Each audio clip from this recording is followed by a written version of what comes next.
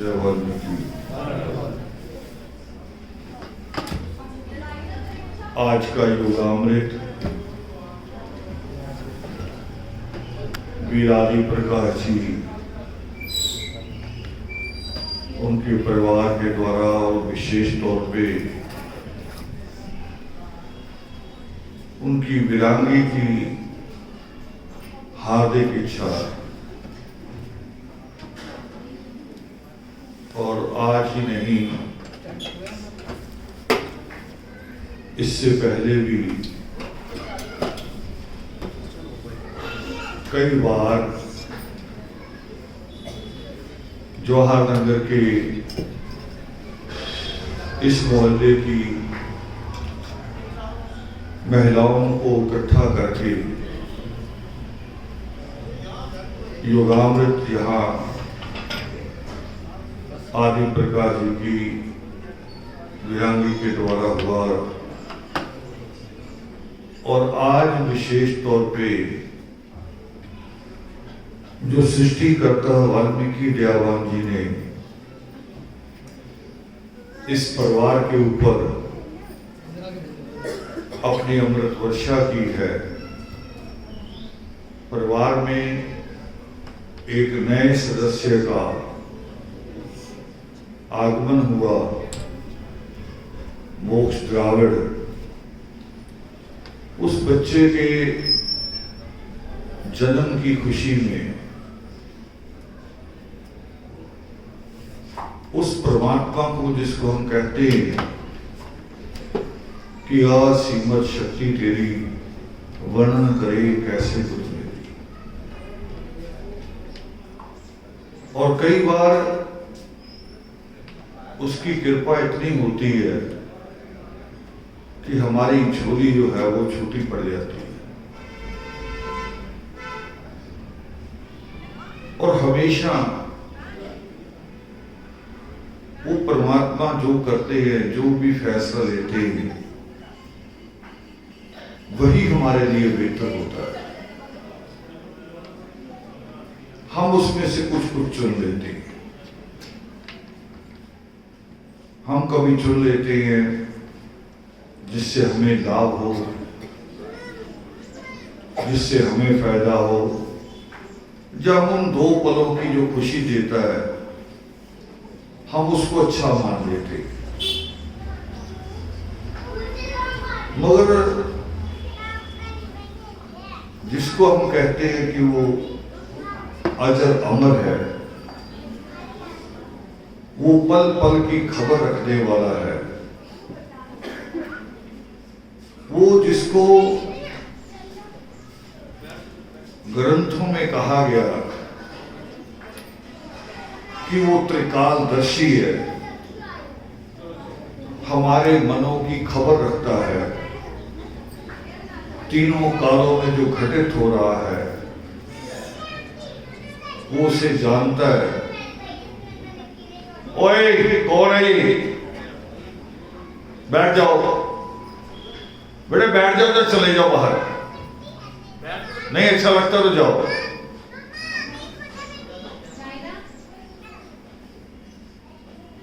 तो उस परमेश्वर का, उसकी कृपा इस परिवार पे हमेशा बनी रही है। और ये परिवार जिसके ऊपर अभी भजन हो रहे थे, जिस मिशन पे आसमानी के, उस आसमानी मिशन के साथ एक बेहतर कल्पना जिसने की है कि वाल्मीकि कौम जो नर्क में जी रही है, उसका भविष्य, उसका फ्यूचर हम बढ़िया कल्पना कर रहे हैं। और कल्पना नहीं कर रहे, उसके लिए हमारे प्रयास है। और उन प्रयासों में आदि प्रकाश जी और उनका परिवार हमेशा अग्रणी भूमिका में रहा है। किस तरह का भी हालात रहे हों, उनके परिवार में दुख हो सुख हो, या कई बार पूरी कौम का भी रुझान, क्योंकि जब हम किसी नई चीज की कल्पना करते हैं, जब हम वाल्मीकि धर्म कहते हैं, तो ये बाकी लोगों के लिए बिल्कुल अलग है। उनको लगता है कि जैसे हिंदू है, हिंदू में बहुत सारे देवी देवता हैं, वाल्मीकि धर्म भी शायद वही है, उसी का एक अंग मानते हैं। मैं आज कहना चाह रहा हूं कि इस्लाम और ईसाईयत दोनों का एक ही इतिहास है, धर्म ग्रंथ एक है, और तीसरे और जिनको कहते यहूदी इजरायली, उनका मजहब भी, उनके धर्म ग्रंथ भी वही है। उनके महापुरुषों के जो उधर पूजे जाते हैं वही दूसरी तरफ भी पूजे जाते हैं, मगर एक विचार होता है, एक विचारधारा जो आदमी के जीवन को रंगत देती है। कभी कभी काला रंग दे देती है, कभी कभी सफेद दे देती है जहां कुछ भी नजर नहीं आता, और कभी कभी बहुत सारी रंगीनियां पैदा करती है, और हमेशा एक विचार ही होता है। आप जो पढ़ने वाले यहां बच्चे बैठे हैं, जब आप बड़ी क्लासों में जाएंगे, अभी तो आप पढ़ रहे होंगे राजनीति शास्त्र, अर्थशास्त्र, मगर जब बड़ी क्लासों में जाएंगे तो उसके बड़े थिंकर आएंगे, बड़े भी राजनीति की परिभाषा किसने किस रूप में की है। अर्थशास्त्र में बड़े बड़े अर्थशास्त्रियों को पढ़ना पड़ेगा, भी उन्होंने क्या कहा, जैसे जैसे आगे जाएंगे। और ये चाहे राजनीति वाले लोग हो, चाहे अर्थशास्त्र वाले लोग हो, एक विचार होता है, और इनका एक संयुक्त रूप था, राजनीति शास्त्र का और अर्थशास्त्र का, पॉलिटिकल साइंस का और इकोनॉमिक्स का एक संयुक्त ज्वाइंट रूप था, जिसको कहते थे कार्ल मार्क्स। वो भी दुनिया की एक विचारधारा है, एक विचार है दुनिया का, जिसने दुनिया के मजदूरों में क्रांति पैदा की। मजदूरों को, जिनको फैक्ट्रियों में जानवरों की तरह बांध के रखा जाता था, उनमें क्रांति पैदा की। अपने अधिकारों के प्रति भी आप भी इंसान हैं, और जो कार्ल मार्क्स ने यूरोप में किया, वो बाबा साहब भीमराव अंबेडकर ने भारत में किया। यहां भी आप जो काम करते हैं, ड्यूटी का टाइम ये 14 घंटे होता था पहले, 14 घंटे, और बचे कितने, 10 घंटे, जिसमें 8 घंटे जरूरी है नींद, और फिर बचे 2 घंटे। 2 घंटे चाहे फैक्ट्री से आने जाने के लगाओ या खाना खाने के लगाओ।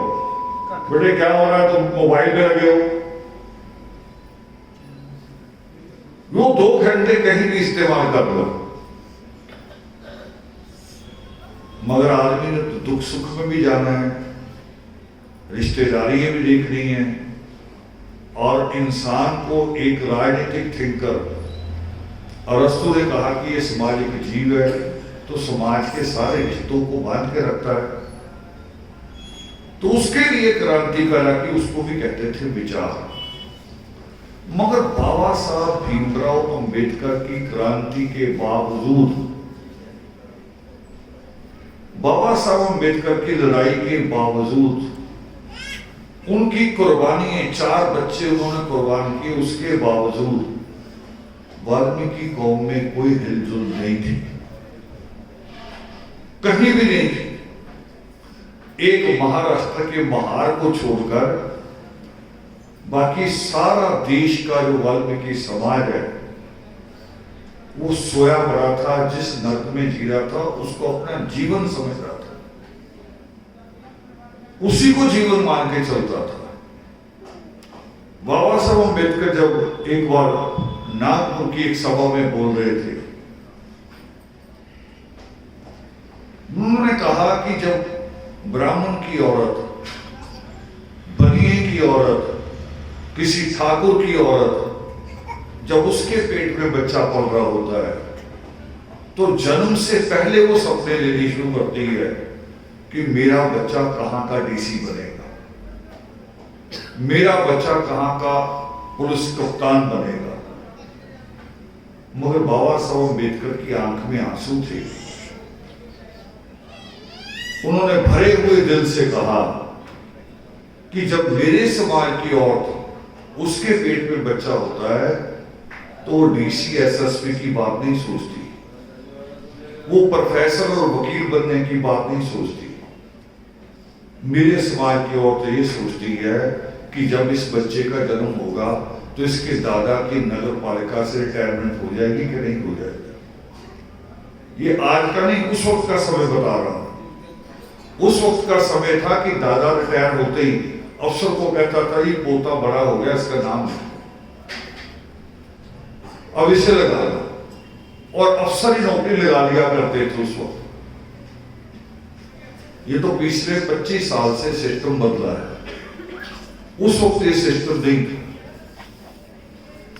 भी इसे वही नगर पालिका में लग रहा है जिस नर्क को दादा ने भोगा है, जिसने सिर पे गंदगी उठाई है, गंदगी चो के मुंह तक आ गई है, जो नाले में उतरा है, सीवर में उतरा है, उसी की कल्पना मां किया करती थी कि मेरा बच्चा दादा की जगह लगे। और बाबा साहब अम्बेडकर बोल पड़े कि ये सपना बदलना है। पर मैंने देखा जो 1989 तक ये वाल्मीकि अनंत जो है उसका गवाह है, ये उस इतिहास का। हमने सबसे पहला आदि कौम सत्या भी यही ध्वज पे चढ़ाया था, इसी वाल्मीकि अनंत में। और यही बैठ के मीटिंग हुई थी इसी अनंत में कि हम 14 अप्रैल उस युग पुरुष का दिन मनाएंगे जिसने हमें इंसानों में खड़ा किया, जिसने हमें हिस्सेदारी दिलाई। यही बैठ के फैसला हुआ था। मगर वो जब समय ऐसा था कि जब हम बात करते थे कि डॉक्टर अंबेडकर का जन्मदिन मनाना है तो हमारे लीडर मजाक कर रहे थे, वो कह रहे थे किस बीमारी का डॉक्टर, उनको पता ही नहीं बिछुआ छाप भी कोई बीमारी है, ऊंच नीच भी कोई बीमारी है, इंसान को इंसान ना समझना भी एक बीमारी है, उन्हें पता ही नहीं था। वो इसी में खुश थे कि सफाई कर्मचारियों का लीडर बनके लोग प्रधान प्रधान कहते हैं, वो सोचते थे पता नहीं मैं क्या चीज बन गया।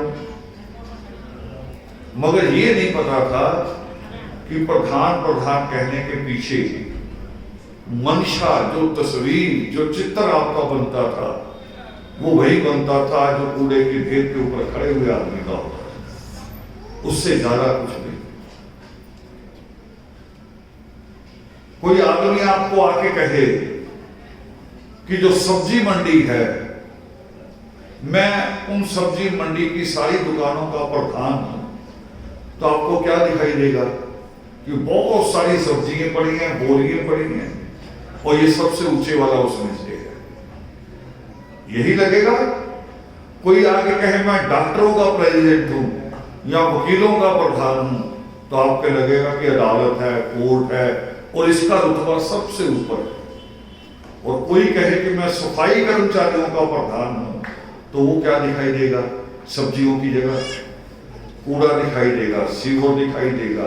नालियां दिखाई देंगी कि ये उन सबसे ऊपर है। जैसा दिल्ली में एंटर होते ही ना बड़े बड़े कूड़े के पहाड़ आते हैं, तो उसके ऊपर खड़ा दिखाई देता है कि ये है पहाड़। कोई हिलजुल नहीं थी, कुछ नहीं था कहीं भी, मगर आरस नहीं। जिस परिवार से आप जुड़े हुए हैं, जिस परिवार से वीर आदि प्रकाश जी ने अपना पूरा जीवन लगाया, जीवन नहीं लगाया, केवल अपने खून पसीने की कमाई भी लगाई। उस आदर्श परिवार ने विचार पैदा किया कि मां हमारी कैसी थी, दादा कैसा था, दादी कैसी थी, ये हमारे बस में नहीं था। जो हो गया सो हो गया, मगर बहन और बेटी को हम उस नर्क में नहीं जाने देंगे, आने वाली संतानों को उस नर्क में नहीं जाने देंगे। इस विचार को बनाया, सोचा, समझा, रास्ता क्या होगा, कैसे चलेंगे। इतिहास करो कि आगे जब ये बात जाएगी तो उनको लगेगा कि बिल्कुल असंभव था जो इन्होंने सोचा, मगर हमने सोचा और उस विचार को लेके चल पड़े। और ये मीडिया भी नहीं था हमारे पास, उस वक्त ये मोबाइल नहीं थे, घरों में टेलीफोन नहीं था, चिट्ठी पत्र से काम होता था, कारें, मोटर कारें हमारे पास नहीं थे, स्कूटर भी नहीं थे, कुछ नहीं था, मगर इरादा मजबूत था। इरादा मजबूत था कि हमें अपने हिस्से का संघर्ष करना। बात समझ लो मेरी, हम पूरी दुनिया को नहीं बदल सकते, कब बदलेगी पता नहीं, मगर अपने हिस्से का, जितनी मुझ में ताकत है, जितनी आप में ताकत है, सब तरह की ताकत, शारीरिक ताकत भी, दिमागी ताकत भी और पैसे की ताकत, जितनी ताकत है वो सारी लगाएंगे और बदलेंगे। और हमने उस आंदोलन को आगे बढ़ाया। और आज पिछले कुछ महीने पहले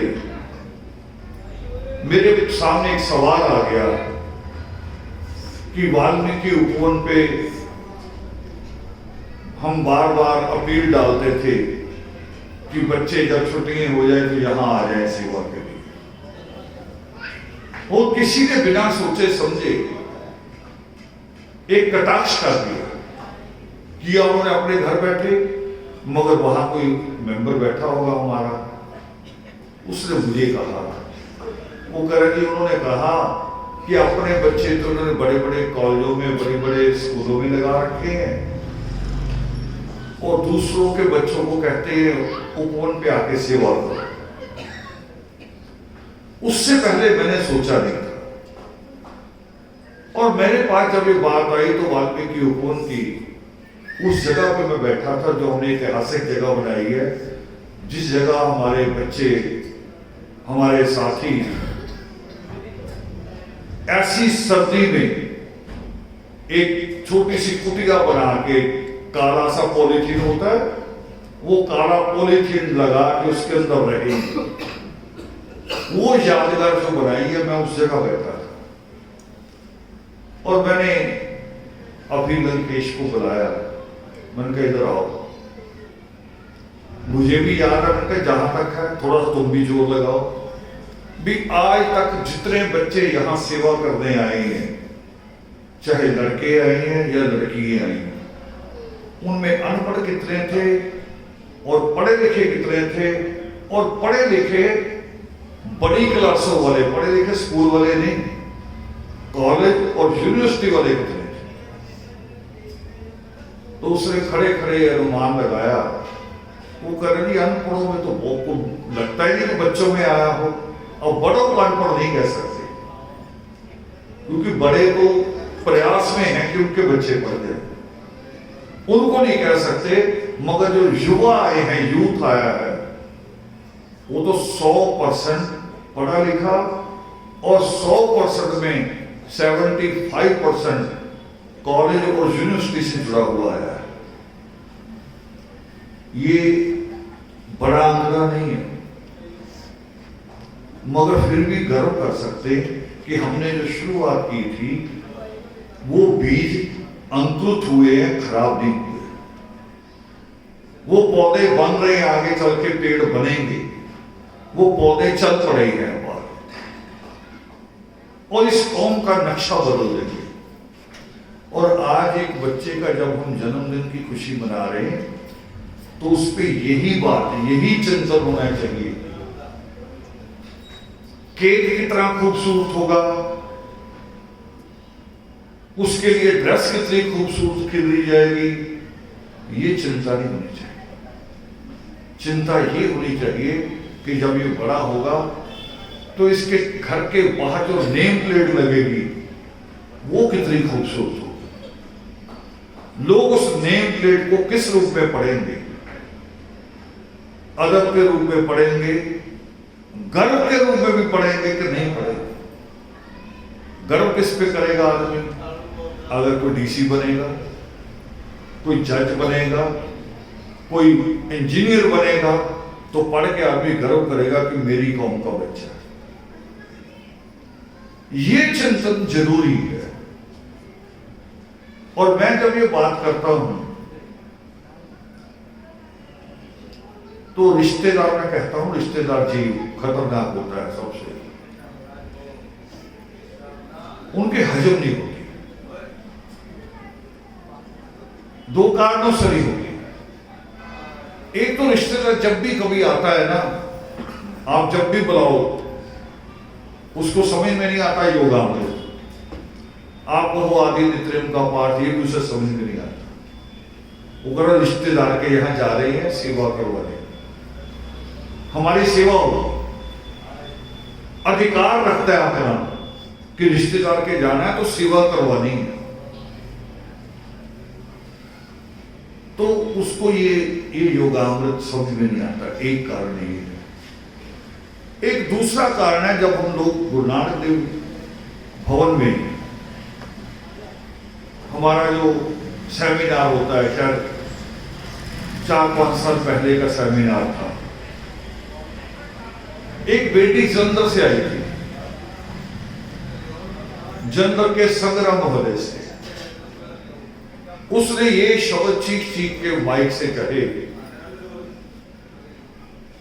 कि रिश्तेदारों को पसंद नहीं, रिश्तेदार मेरी मां को आके भड़काते हैं कि लड़की को देख, इसका कद देख, इसकी उम्र देख, इसकी शादी कर दे।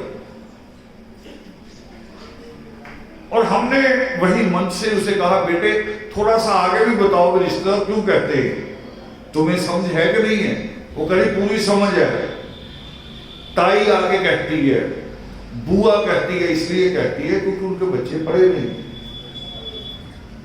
उनको ये चिंता है कि इनके बच्चे अगर ज्यादा पढ़ गए तो मेरे बच्चे इनके आगे क्या लगेंगे, बोने पड़ेंगे। हम अच्छा नहीं सोचते कभी किसी का, रिश्तेदारों का भी नहीं।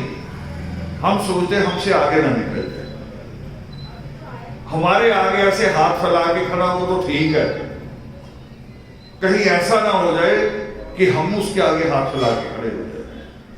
तो मैं कहता हूं हाथ फैलाने की जरूरत ही नहीं। शिक्षा एक ऐसा रास्ता है, पढ़ाई एक ऐसा माध्यम है कि आपको हाथ फैलाने की जरूरत नहीं। और ना ये ऐसी चीज है कि आप इसको बांटोगे तो कम हो जाएगी। ये कम नहीं होती, ये बढ़ती है। मगर थोड़ा सा तपस्या करनी पड़ती है। तपस्या शब्द सुना था, हमने भी सुना था बचपन में। जब भी तपस्या शब्द सुनते थे लगता था कि कोई बाबा, कोई संत चौकड़ी मार के बैठा है, बस वो कुछ गड़बड़ गड़बड़ पढ़ रहा है, कोई वाणी पढ़ रहा है, सोचते थे कि ये तपस्या है। मगर जब सृष्टि करता वाल्मीकि दयावान को पढ़ा तो उन्होंने सारी सोच ही हमारी बदल दी कि तपस्या ये है ही नहीं। उन्होंने कहा कि ना दान तपस्या है, ना तप तपस्या है, ना तीर्थ जाना तपस्या है, वो कह रहे ज्ञान प्राप्त करना तपस्या। मां सीता इसके लिए तो उतरी थी ना, रथ छोड़ के वाल्मीकि तीर्थ पे उतर गई थी जाके कि बस यही छोड़ दो। किसके लिए? अपनी औलाद के लिए। ये तपस्या आपको भी करनी पड़ती है। मगर एक और लाइन है सृष्टिकर्ता वाल्मीकि दिया हुआ। अब तपस्या के मामले में भी तपस्या कैसे है? वो कहते हैं कि केवल आपके चलने से नहीं मंजिल मिलेगी, केवल आपकी तपस्या से नहीं फल मिलेगा। आपकी दिशा कौन सी है, दिशा सही है कि नहीं है। अब बहुत सारी माएं हैं, सुबह उठती हैं, काम पे निकलती है, दिन भर अपना शरीर तोड़ती हैं, पसीना बहाती, खून बहाती हैं, फिर कमा के बच्चे को पालती हैं, फिर उसको दूध दही भी देती है, मलाई भी खिलाती है।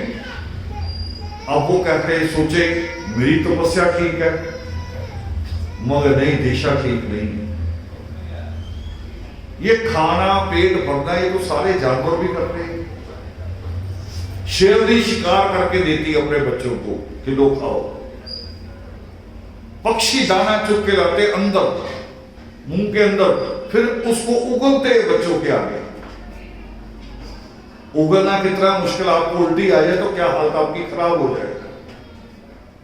अब वो भी तपस्या करते हैं, पर तपस्या ये नहीं है इंसान के लिए। ये नहीं,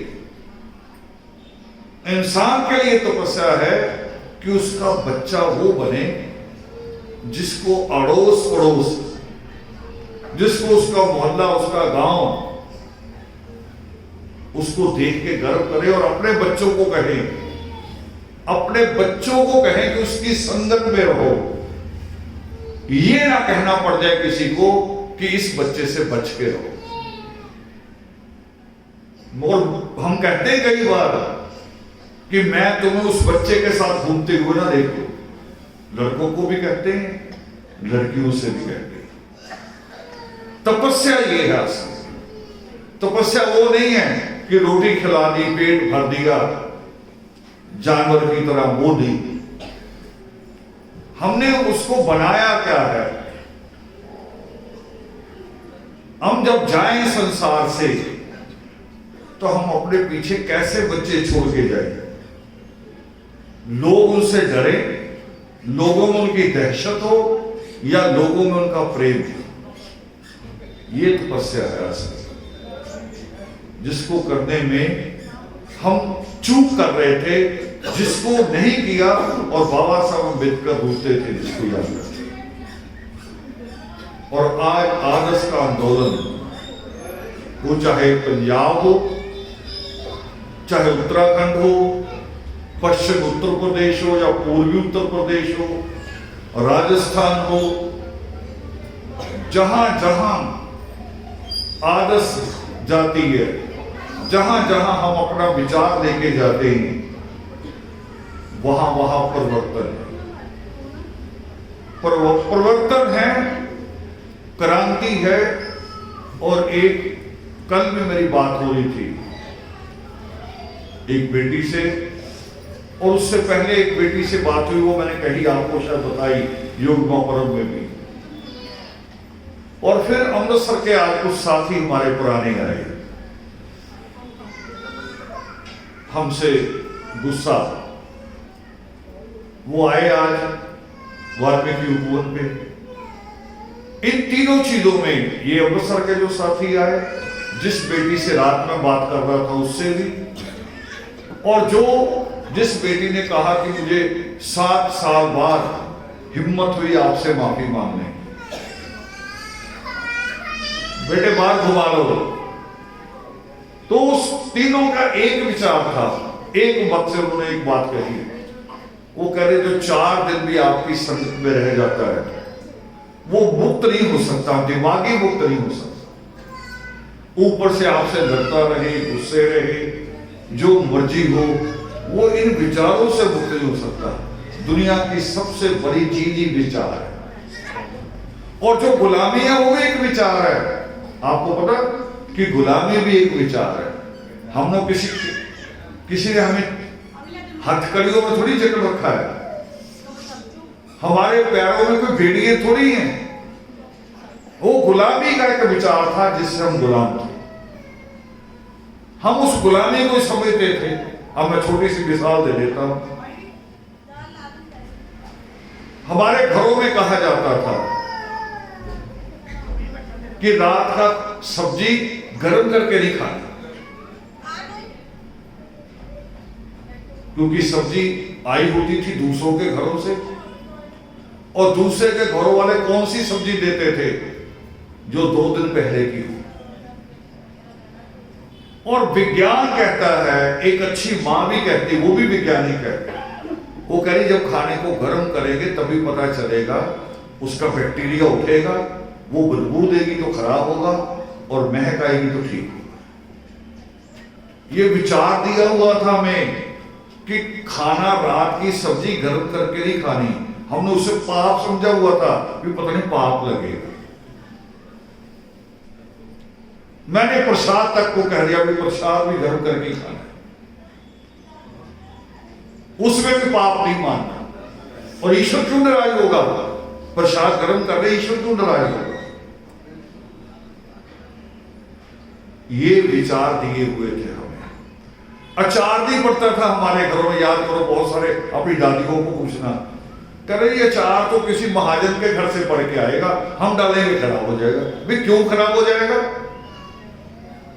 ये विचार ही थे गुलामी के, और हमने उसको विचार से ही, जैसे कि तलवार को तलवार से काटना पड़ता है, हमने उसकी जगह दूसरा विचार करा दिया, जो सृष्टिकर्ता वाल्मीकि दयावन की कलम से आता है, जो बाबा साहब अम्बेडकर की कुर्बानियों से आता है, हमने उस विचार को खड़ा किया।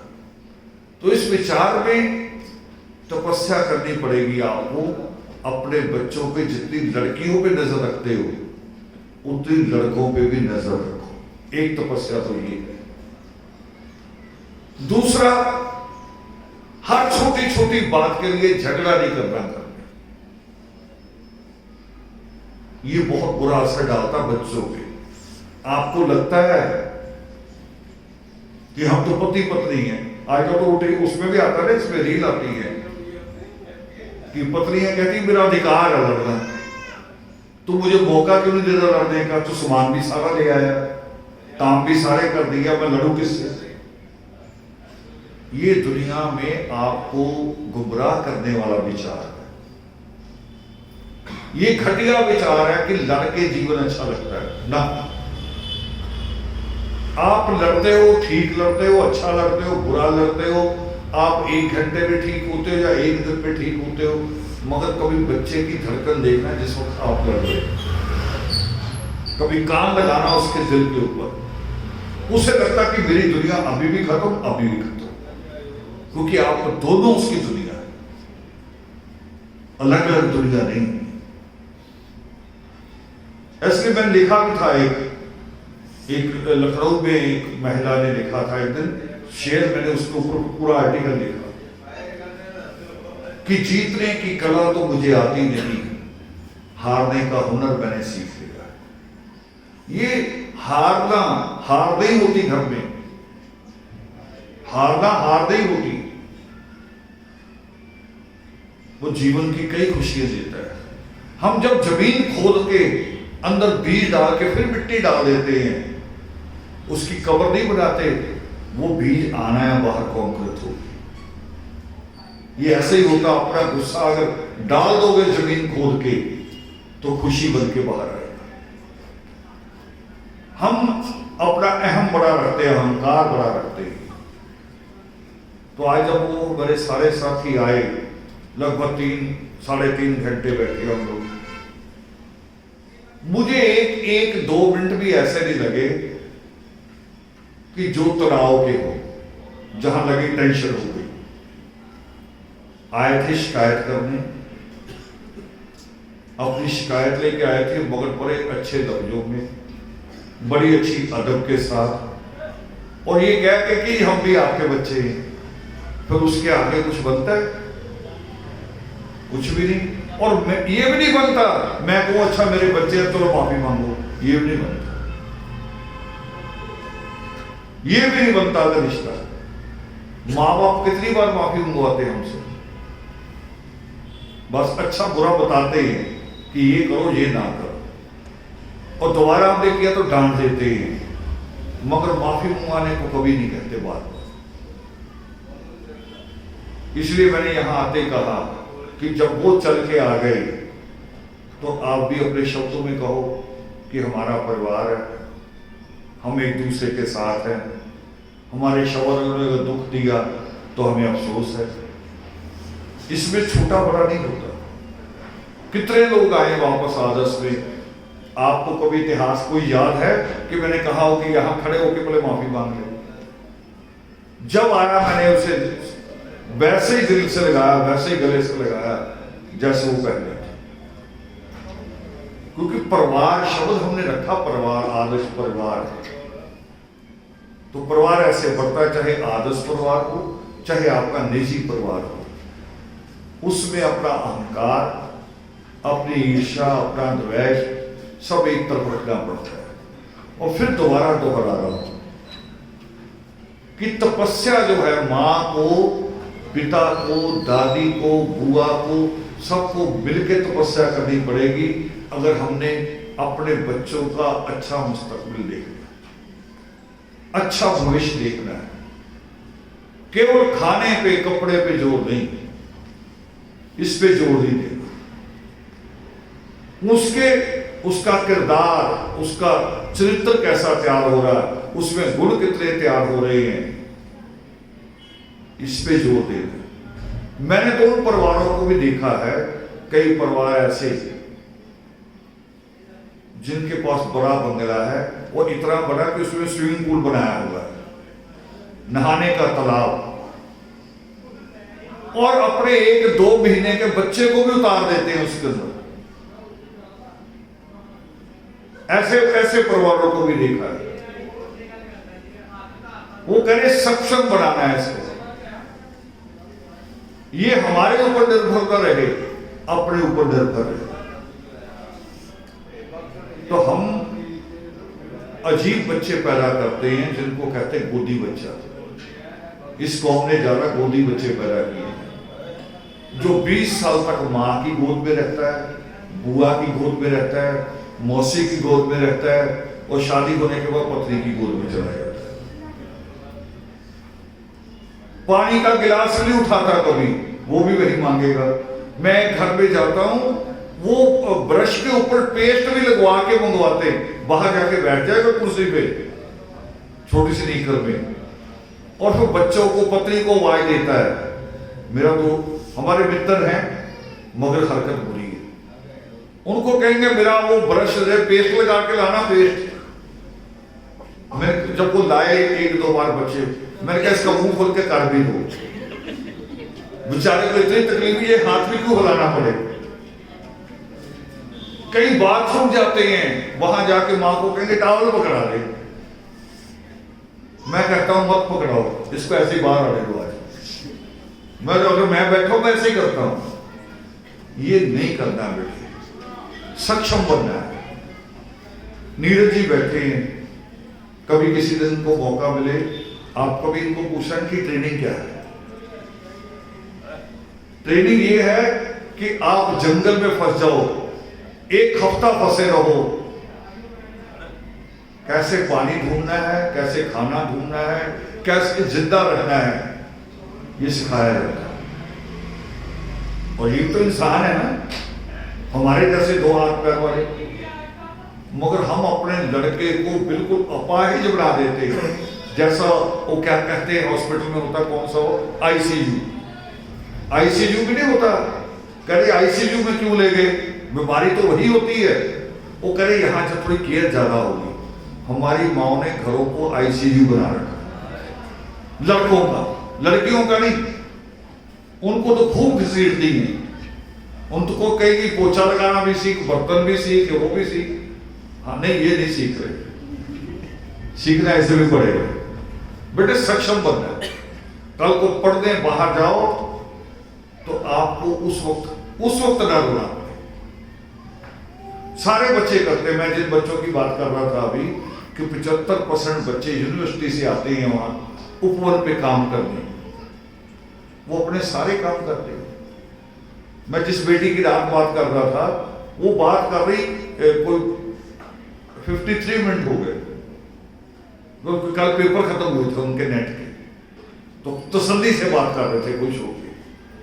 तो मैंने कहा इतनी देर होगी तुम्हारा खाना, करे खाना तो पहले का ही आया पड़ा है। तो मैंने कहा गर्म कौन करेगा, कई सिस्टम रखा होगा। ये सक्षम बनना पड़ेगा, हर चीज का रास्ता, हर काम हम खुद कर सके, और फिर इस कौम का कोई दूसरा मुकाबला नहीं कर पाएगा। तो हम जिसने हमें आज मौका दिया बात करने का, मोक्ष द्रावड़ ने, उसी के बहाने बैठे ना आज, तो उसके लिए दुआओं के साथ कि वो ऐसा बच्चा बने कि जैसे मैं अपनी बात में 10 बार आदि प्रकाश जी का नाम लेता हूं, वो बच्चा ऐसा बने कि कौम उसका नाम लिए बिना बात ही न कर सके, इतना गर्व हो कौम। इन दुआओं के साथ, इस प्रार्थना के साथ आप सबके बीच में विराजमान आदि अनादि परमात्मा को सादर नमन। जय भारत।